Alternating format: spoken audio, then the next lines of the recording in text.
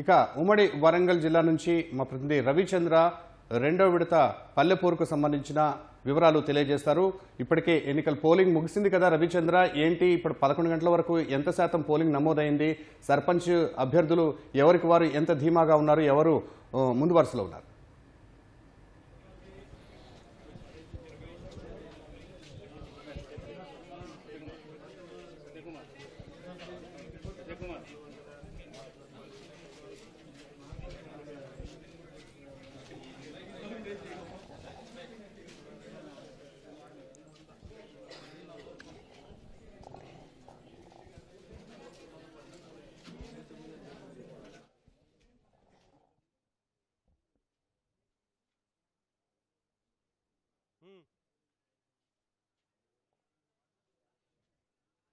వరంగల్ ఉమ్మడి జిల్లా వ్యాప్తంగా రెండో విడత పోలింగ్ చాలా ప్రశాంతంగా ముగిసింది. ఎక్కడ ఎలాంటి అవాంఛనీయ సంఘటనలు తలెత్తకుండా పోలీసులు పటిష్ట చర్యలు తీసుకోవడం సత్ఫలితాలను ఇచ్చింది. దీంతో పోలింగ్ చాలా ప్రశాంతంగా ముగిసి కొద్దిసేపటి క్రితం ఉదయం 7 గంటలకి ప్రారంభమైనటువంటి పోలింగ్ మధ్యాహ్నం 1 గంట వరకు జరిగింది. ఇక పోలింగ్ శాతం పరిశీలిస్తే కనుక వరంగల్ అంటే 11 గంటల వరకు ఉన్న ఫలితాలు చూస్తే వరంగల్ జిల్లాలో 59.31%, ములుగు జిల్లాలో 57.94%, హన్మకొండ జిల్లాలో 54.10%, జనగామ జిల్లాలో 51.10%, మహబూబాద్ జిల్లాలో 59.72%, భూపాలపల్లి జిల్లాలో 62.48%. అంటే మొత్తం ఎటు చూసినా కూడా 50% పైన పోలింగ్ 11 గంటలకు నమోదైంది. ఆ తర్వాత 2 గంటల్లో కూడా ఎక్కువ సంఖ్యలో ఓటర్లు వచ్చారు. దీంతో ఖచ్చితంగా కూడా 80% మేర అంటే మనకి ఇంకా కాసేపట్లో అధికారిక లెక్కలు వస్తే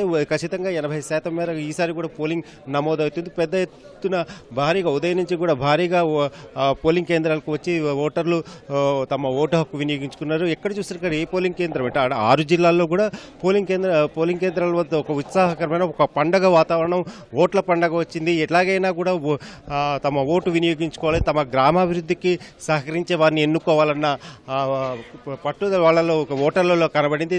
దీంతో మహిళలు, వృద్ధులు, దివ్యాంగులు చాలా పెద్ద సంఖ్యలో వచ్చి తమ ఓటు హక్కును వినియోగించుకున్నారు.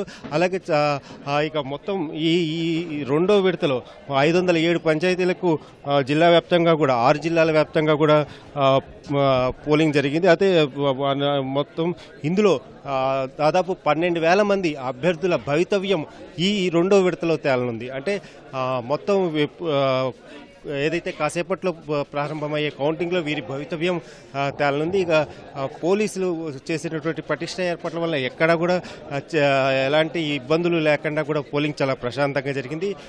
దుగ్గొండి మండలంలో నాచినపల్లిలో స్వల్ప ఉద్రిక్తత బీఆర్ఎస్ కాంగ్రెస్ మధ్య, అలాగే పరకాలలో కూడా నాగారం వద్ద కూడా చిన్నపాటి ఉద్రిక్తత తలెత్తి అది మినహా పోలింగ్ చాలా ప్రశాంతంగా జరిగిందనే చెప్పాలి. ఇక ఖచ్చితంగా పోలింగ్ శాతం చూస్తే మాత్రం 85 దాకా చేరొచ్చు.